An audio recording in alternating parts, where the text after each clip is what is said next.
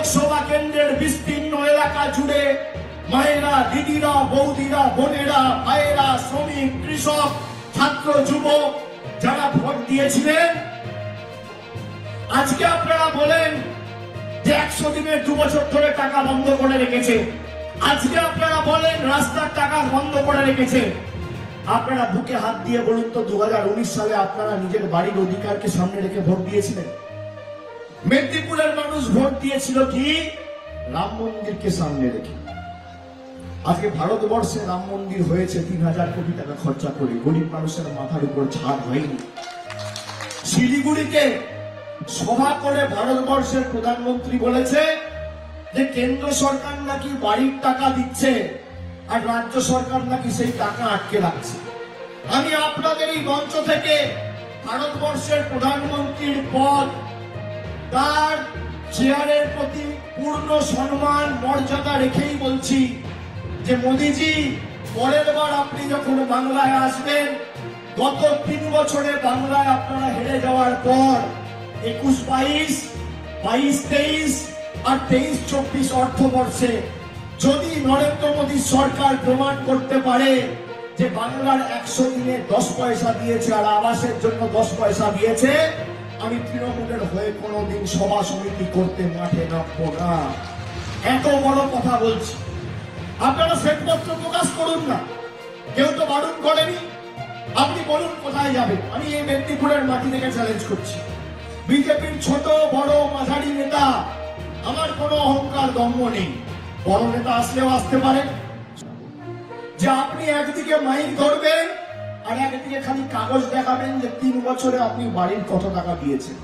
আমি 1000 কোটির গল্প দিচ্ছি না, আমি 10,000-এর গল্প দিচ্ছি না, আমি 500 কোটির গল্প দিচ্ছি না, আমি 10 কোটির গল্প দিচ্ছি না। যদি মোদিজি প্রমাণ করতে পারে যে বাংলার মানুষের বাড়ির জন্য 3 বছরে 10 পয়সা কেন্দ্রের সরকার দিয়েছে, আমি রাজনীতির আঙিনায় পা রাখবো না। আবার ব্যর্থহীন ভাষায় আপনাদের সকলের সামনে আপনাদেরকে সাক্ষী রেখে বলে দিয়ে যাচ্ছি। তৃণমূল তো প্রার্থী তালিকা ঘোষণা করে দিয়েছে 10 তারিখ, বিজেপি এখনো ঘোষণা করতে পারেনি। তার কারণ অপেক্ষা করছে তৃণমূল থেকে যে উচ্ছিষ্টগুলো বেরোবে তাদেরকে মাথায় নিয়ে প্রার্থী করবে। কবে একটা বেরোবে আর কবে একটাকে তুলে প্রার্থী পদ দেবে। আপনি দেখুন এই নারায়ণগড় কে দাঁড়িয়েছিল 2021-এ? কে দাঁড়িয়েছিল? তৃণমূলের আবর্জনা। কে দাঁড়িয়েছিল 2021 সালে? আমি নাম বলছি না, আপনারা বুঝে গেছেন। তৃণমূলের আবর্জনা। এখন অপেক্ষা করছে আবর্জনাগুলোকে তৃণমূল বের করবে। আমরা ত্যাগ করছি, ওরা গ্রহণ করছে। আমরা বর্জন করছি, ওরা গ্রহণ করছে।